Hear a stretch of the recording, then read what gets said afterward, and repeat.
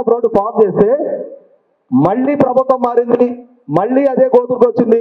ఇవాళ ఆ గోతుల్లో తట్టడం పట్టేసే దిక్కు లేదు. 2,36,00,000 రోడ్డు వేయించిన ఘనత ఆనందబాబు గారిది. ఇవాళ గోతులు పోడ్చని ఘనత మేరుగు నాగార్జున గారిది. ఇంకా చెప్పుకోవాలంటే మనం ఎన్టీఆర్ హౌసింగ్ స్కీమ్ ఉండేది. 1.5 lakh ఆ రోజు ఇండివిజువల్గా హౌస్ కట్టుకున్న వాళ్ళ కంట్రిబ్యూషన్ ఉండేది. ఎస్సీ సప్లైన్ ఫండ్స్ సర్ప్లస్ ఫండ్స్ ఉంటే ఆ రోజు ప్రధానమంత్రి ఆవాస్ యోజనకి 2 లక్షల గ్రాంట్ ఇస్తుంటే వాటితో సమానంగా ఎస్సీ సప్లైన్ ఫండ్స్ సర్ప్లస్ ఫండ్స్ ని ఆ 1.5 lakh ఇంకొక 50,000 కలిపి 2 లక్షల రూపాయలు ఇవ్వడం జరిగింది. Never in the history. అంతకు ముందు ఏ ప్రభుత్వం చేయలేదు, తర్వాత ఏ ప్రభుత్వం దాన్ని అమలుపరచట్లా. ఇవాళ అసలు ఎస్సీ సప్లైన్ ఏమైందో తెలియదు ఎవరికి కూడా. ముఖ్యంగా ఎన్టీఆర్ విద్యోన్నత కింద ఎంతమందికి ఆ రోజుల్లో గ్రామాల్లో అంటే ఉన్నత చదువులకి సివిల్ సర్వీసెస్కి ప్రిపేర్ అయ్యే ఉద్యోగులు ఉన్నత విద్యార్థులకి లబ్ధి చేకూరుతో కళ్ళతో చూసాం మేము. ఇటువంటి అద్భుతమైన అభివృద్ధి కార్యక్రమాలు, సంక్షేమ కార్యక్రమాలు సైమల్టేనియస్ గా చేసిన ఆనందబాబు గారు మనకందరికీ స్ఫూర్తి ప్రదాత. ఎందుకంటే ఇప్పుడు రాజకీయాల్లో చూస్తున్నాం కదా, 5 వారసులు నాయకుల పిల్లలు, లేదు అని అంటే 100 కోట్లు 1000 కోట్ల రూపాయల ఆస్తి పరులకు మాత్రం రాజకీయాల్లో అవకాశాలు దక్కుతున్నాయి అనుకుంటున్న సందర్భంగా 1994 నాటికి తెలుగు విద్యార్థి నాయకుడు, తెలుగు విద్యార్థి జిల్లా అధ్యక్షుడు, తర్వాత తెలుగు యువత జిల్లా అధ్యక్షుడు, 2009లో ఎమ్మెల్యే, 2014లో రెండోసారి ఎమ్మెల్యే, ఇవాళ పాలిట్ బ్యూరో మెంబరు. అంటే పార్టీ లాయల్టీ తప్ప రెండోది తెలియని తను ఇవాళ పార్టీలో వర్టికల్గా ఎదగడం జరిగింది. మనం 100కి 100 పాళ్ళు చంద్రబాబు నాయుడు గారు విద్యార్థి రాజకీయాల నుంచి వచ్చారు, మిగిలిన చాలా మంది గురించి ప్రస్తావించుకుంటూ ఉంటాం. 100కి 100 పాళ్ళు విద్యార్థి రాజకీయాల నుంచి ఎదుగొచ్చిన ఇప్పుడు మన మధ్య ఉన్న నాయకుడు నక్కా ఆనందబాబు గారు. రాజకీయ వారసత్వాలు కోటీశ్వర్ల కుటుంబం నుంచి రాలా, సామాన్య కుటుంబాన్ని నుంచి తన రెక్కల కష్టంతో ఒకే పార్టీని నమ్ముకొని ఆ పార్టీలోనే దశాబ్దాల తరబడి లాయల్టీ ప్రదర్శించి, పోరాట పటిమ ప్రదర్శించి, కష్టకాలంలో పార్టీకి అండగా నిలబడి, అన్నిటికన్నా ముఖ్యంగా శ్రేణులంటే తను చూపించే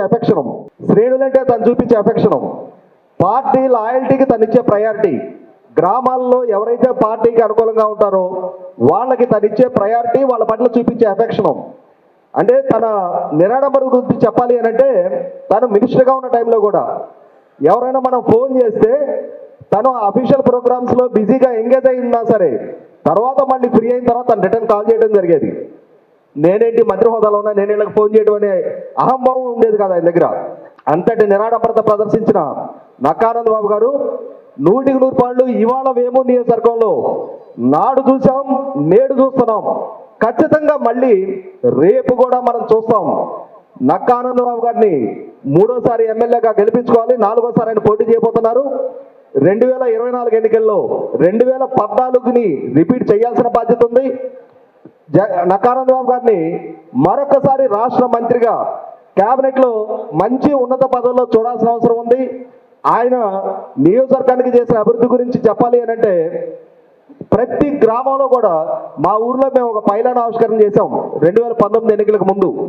ఆయన హయాంలో ఏ డిపార్ట్మెంట్ల కింద ఏ హెడ్స్ కింద ఎంత ఖర్చు ఈ గ్రాంట్స్ తీసుకొచ్చాం, ఎవరెవరికి ఎంత లబ్ధి చేకూరింది, ఎంతమంది లబ్ధిదారులకి ఎన్ని కోట్ల రూపాయల లబ్ధి చేకూరింది అనేది ఇప్పటికీ శిలాశాసనంలాగా శాశ్వతంగా నిలబడిపోయే పైలాన్ మా ఊర్లో ఆవిష్కరించాం.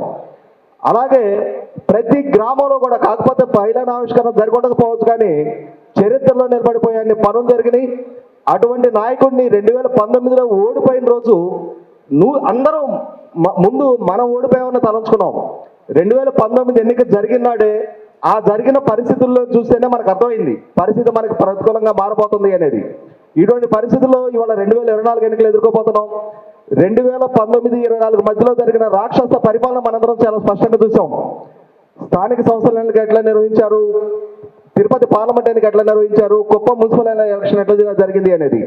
ఇటువంటి సందర్భంలో 2024 ఎన్నికలు అతని నుంచి అధికారం దూరం జరుగుతుంది కాబట్టి మనకేం హారత పళ్ళెంలో పెట్టి ఇవ్వడం. ఖచ్చితంగా మళ్ళీ ఫైట్ చేయాల్సిన అవసరం ఉంది.